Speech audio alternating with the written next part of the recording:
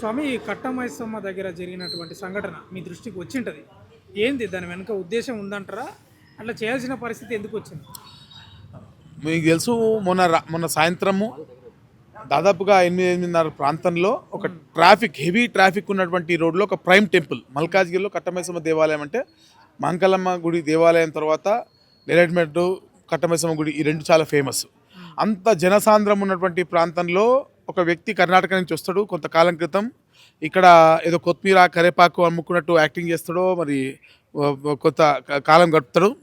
ఒకరోజు సడన్గా అందరికీ తెలుస్తుంది, అందరూ చూసే టైంలోనే జనసాంద్రం ఉన్నటువంటి టైంలోనే కావాలని టోపీ పెట్టుకొని వచ్చి మరి అక్కడ మలమూత్ర విసర్జన చేస్తాడు.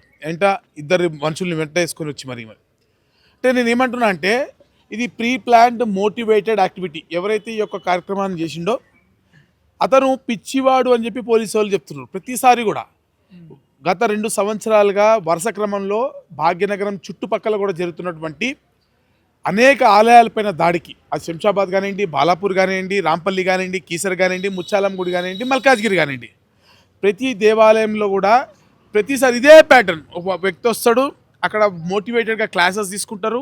ఆ వ్యక్తులు రాత్రిపూట వచ్చి విగ్రహాన్ని ధ్వంసం చేయడమో లేకపోతే అమర్యాదక పూర్వకంగా ఏదైనా అపచారాలు ఏమైనా చేసి గుడిని డిస్టర్బ్ చేసేటువంటి ఏదో ఒక యాక్టివిటీ చేస్తారు. మళ్ళీ పోలీసులు వాళ్ళని పిచ్చోళ్ళని చెప్పి అరెస్ట్ చేసి రిమాండ్ చేసినాం, కేసు పెడుతున్నాం అని చెప్పి 2 రోజులు డ్రామా తర్వాత తూతు మంత్రంగా వాళ్ళు ఎట్టుపోతారో తెలియదు, మనం ఎట్టుపోతాం కూడా తెలియదు.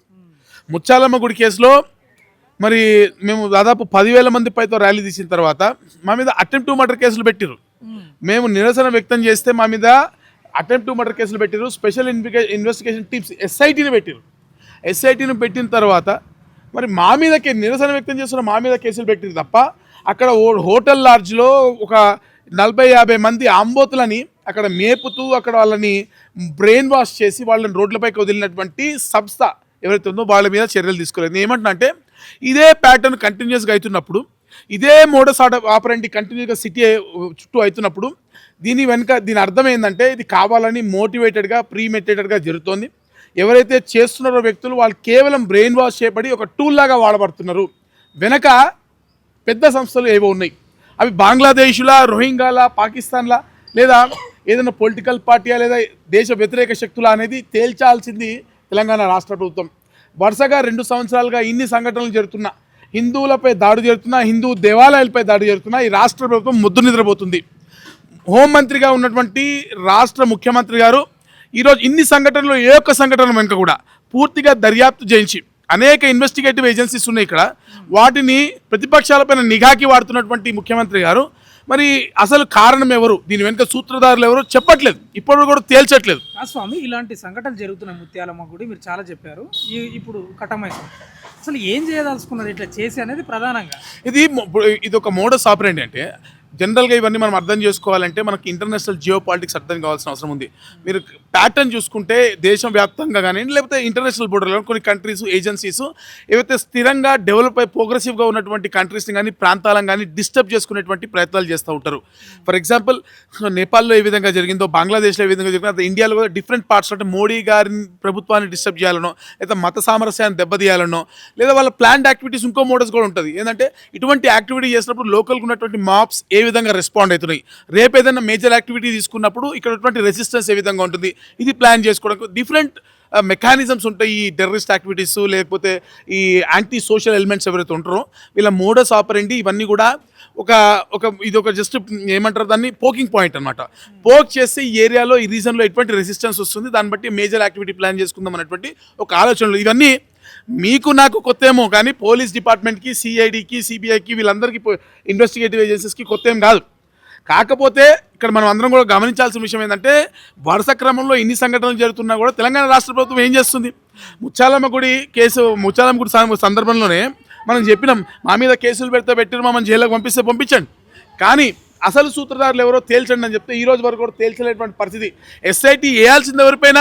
ఎవరైతే దాడికి పాల్పడ్డారో, ఎవరైతే బ్రెయిన్ వాష్ చేసి ఈ పిచ్చోళ్ళని, అంటే ప్రతిసారి ఒక మతానికి సంబంధించిన వాళ్ళే పిచ్చోళ్ళు ఉంటారా? టోపీ పెట్టుకుని ఈ పిచ్చోళ్ళు హిందూ దేవాలయాలపైన దాడి చేస్తుంటారా? అంటే దీని అర్థమైంది మీ అర్థం అంటే ఇంతమంది పిచ్చోళ్ళు రోడ్లపై తిరుగుతుంటే తెలంగాణ రాష్ట్ర పోలీసులు కానీ రాష్ట్ర ప్రభుత్వం కానీ ఏం చేస్తూ ఉన్నారు? నేను 3 సంవత్సరాల క్రితమే తెలంగాణ రాచకొండ పోలీస్ కమిషనర్కి లిఖితపూర్వకంగా ఒక ఫిర్యాదు చేసినాం. అన్నోన్ ఐడెంటిఫైడ్ ప్లేసెస్ లోకల్ ఏరియాస్లో కనబడుతున్నాయి. అది లోకల్గా ఉన్నటువంటి స్థానికులు అక్కడ ఉన్నటువంటి స్థానిక ముస్లిమ్స్ని క్రిస్టియన్స్ని ఐడెంటిఫై చేస్తారు. లోకల్గా ఉన్న వాళ్ళు ఇక్కడ పుట్టి పెరిగిన వాళ్ళు ఎవరు ఇటువంటి యాక్టివిటీస్ చేయరు, ఇటువంటి వాళ్ళు చేయరు. ఇప్పుడు ఓటు చేసిన వాళ్ళు కర్ణాటక నుంచి వచ్చిన వాళ్ళు. మరి ఈ అన్నోన్ ఫేసెస్ ఎక్కడి నుంచి వస్తున్నాయి, వాళ్ళకి ఏ విధంగా ఆధార్ కార్డులు వస్తున్నాయి, ఏ విధంగా ఓటర్ ఐడీలు వస్తున్నాయి, మీకు అందరికీ గుర్తే ఉంటుంది. మళ్ళొకసారి గుర్తు చేస్తున్నాం, జిహెచ్ఎంసీలో birth and death certificate scams పైన పెద్ద ఎత్తున ఉద్యమం చేసినాం. ఈ బర్త్ సర్టిఫికేట్లు డెత్ సర్టిఫికేట్లు అనేక మందికి ఇష్టానుసారంగా పోతున్నాయి. దొంగ పాస్పోర్ట్లు కూడా డైరెక్ట్గా దీని ద్వారా వస్తున్నాయి. ఇవన్నీ దేశ భద్రతకు కూడా ఇవి చాలా ప్రమాదకరం అని మేము పదే చెప్పి మరి ఎన్నోసార్లు దానిపైన మనము జిహెచ్ఎంసీ స్థాయిలో నగర స్థాయిలో కూడా పోరాటం చేసిన సంగతి మీ అందరికి తెలిసిందే. అంటే ఇవన్నీ కూడా కనెక్టెడ్. ఈ డాట్స్ని కనెక్ట్ చేసి ఒక యాక్షన్ ప్లాన్ తీసుకోవడంలో నగర పోలీసులు లేకపోతే మరి తెలంగాణ రాష్ట్ర పోలీసు పూర్తి స్థాయిలో విఫలమయ్యారు. లేదా మరి ఎందుకనో రాష్ట్ర ప్రభుత్వం నిస్తారంగా హిందువులపై దాడులను ఇది బంగ్లాదేశ్ కాదు భారతదేశం అనే విషయాన్ని మర్చిపోయినట్టుంది.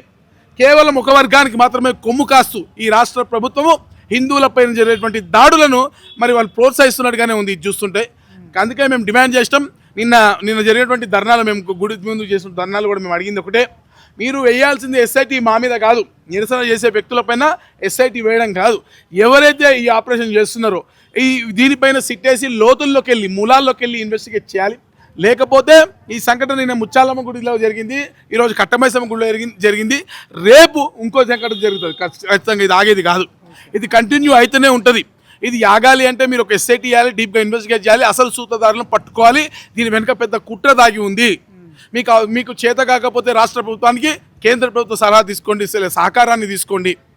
ఎందుకంటే మీకు ఇవన్నీ ఒక బంగ్లాదేశీ కానీ రోహింగాస్ కానివ్వండి, పాకిస్తాన్ కానివ్వండి, లేకపోతే ఈ ఎన్ఐఏ ద్వారా ఎఫెక్టెడ్ పీపుల్ కానివ్వండి, లేకపోతే మొన్న ఏవైతే మనం అన్ఐడెంటిఫైడ్ ఫేసెస్ని మనము ఓటర్ ఐడి ద్వారా దేశవ్యాప్తంగా స్పెషల్ ఇంటెన్సివ్ రీజన్ ద్వారా బయటపడతా ఉన్నాయో మనకి అనేక విస్తుగొల్పేటువంటి విషయాలు. ఇవన్నీ కూడా కనెక్టెడ్ డాట్స్. చూడడానికి చిన్నగా కనిపించినప్పటికీ కూడా ఈ ఒక్కొక్క సంఘటన కలుపుకుంటూ పోతే చాలా పెద్ద ఎత్తున ఈ దేశ భద్రతకు పెను ప్రమాదంగా మారినటువంటి సంఘటనని చాలా ఈజీగా తీసుకుంటుంది తెలంగాణ రాష్ట్ర ప్రభుత్వం. అందుకే ఈ తెలంగాణ రాష్ట్ర ప్రభుత్వం, తెలంగాణ పోలీసు మరి ఇంత ఈజీగా తీసుకుంటుంది కాబట్టే ఈరోజు ప్రపంచవ్యాప్తంగా ఎక్కడ ఏ ఉగ్రదాడి జరిగినా అది హైదరాబాద్కి మూలం లింక్ అయి ఉంటుంది. హైదరాబాద్లో దాని మూలాలు కదులుతూ ఉన్నాయి. దీనికి కారణం ఈ రాష్ట్ర ప్రభుత్వం యొక్క నిస్తేజం, ఈ రాష్ట్ర పోలీసుల యొక్క నిస్తేజం మాత్రమే. వాళ్ళు కరెక్ట్ పనిచేస్తే ఈ పరిస్థితి ఉండదు. కాబట్టి ఇప్పటికైనా మేము డిమాండ్ చేస్తున్నాం ఒకటే, ఈ రాష్ట్ర ప్రభుత్వం కళ్ళు తెరవాల్సిన అవసరం ఉంది. రాష్ట్ర హోంమంత్రి గారు అయినటువంటి సాక్షాత్ ముఖ్యమంత్రి గారు ఒక స్పెషల్ రివ్యూ పెట్టాల్సిన అవసరం ఉంది. దీనిపైన వెంటనే ఈ సిట్టుని వేగం సమర్థులైనటువంటి అధికారులను ఈ సిట్టులో వేసి, నిన్న మేమైతే సిట్టు ఫామ్ చేస్తామని చెప్పారో పోలీసు అధికారులు, సమర్థవంతమైన అధికారులను వేసి ఆ దర్యాప్తును వేగవంతం చేసి దీని వెనుక ఉన్నటువంటి మూలాలను బయటికి తీస్తే దీని లింకులు డొంక కదిలితే ఎక్కడెక్కడో వెళ్తున్నట్టు ఎక్కడికైనా వెళ్ళొచ్చు. విస్తుపోయే నిజాలు, సంచలనమైనటువంటి విషయాలు మనకి బయటకు వచ్చేటువంటి అవకాశం కూడా ఉంటుంది. కానీ ఇవన్నీ చేయాల్సిన బాధ్యత పోలీస్ డిపార్ట్మెంట్ పైన ఉంది.